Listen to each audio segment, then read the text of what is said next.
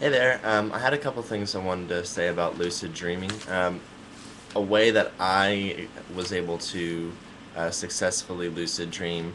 Um, it doesn't seem to work as well as it used to, but a friend of mine told me that if you stare at your hands very carefully in dim lights before you go to bed, study every little groove in your hand very carefully.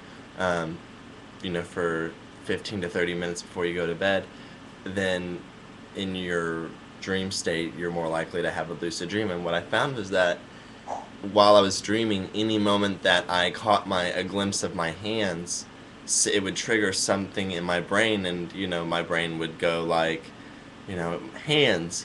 Wasn't I staring at my hands when I was awake? Oh, that must mean that I'm dreaming. And then, usually I would be kind of overwhelmed by the sensation that I'm lucid dreaming right now. I can do anything I want, and I tended not to take advantage of the whole, I can fly or, have great sexual fantasies or anything like that. And I just was, you know, it was really more just spontaneously changing my surroundings to a more friendly atmosphere.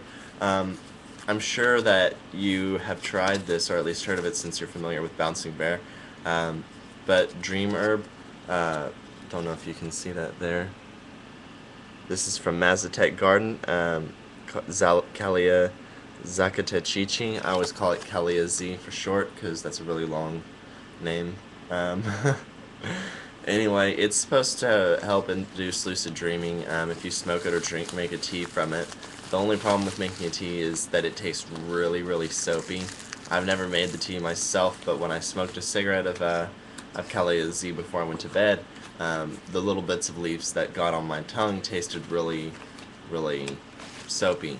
Um, it was kind of cool. It gave me like a really short-lived, very bland buzz, but then when I went to sleep, it wasn't so much that I lucid dreamed, it was more that my dreams were very vibrant and colorful, whereas they're usually kind of gray and really there's nothing special about them. This one was very intricate, and I remember it very, very vividly. And there were bright colors, kind of in unusual places, and I just remember waking up and kind of, really wondering what all that was about. Uh, so I plan to, revisit that one and maybe endure the soapy tea and see if I can have some sort of breakthrough experience. I also wanted to talk about uh, inducing natural altered states of consciousness. There's lots of evidence that people who have been through alien abductions or people who have had out of body experiences. There's a lot of evidence, or people who have achieved mystical states of consciousness. There's a lot of evidence that they were able to do so through naturally occurring releases of dimethyltryptamine or DMT.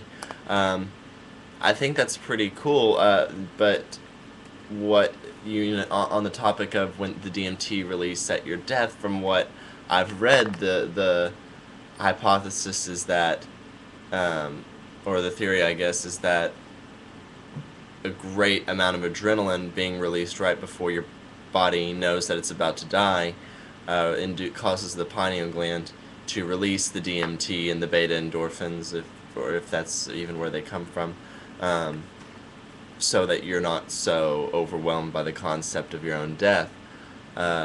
Obviously, it's possible to induce natural mystical states of consciousness with or without past entheogen use, although entheogens certainly make it easier to induce those natural altered states of consciousness, from what I've heard. Anyway, that's all I have to say. Thanks.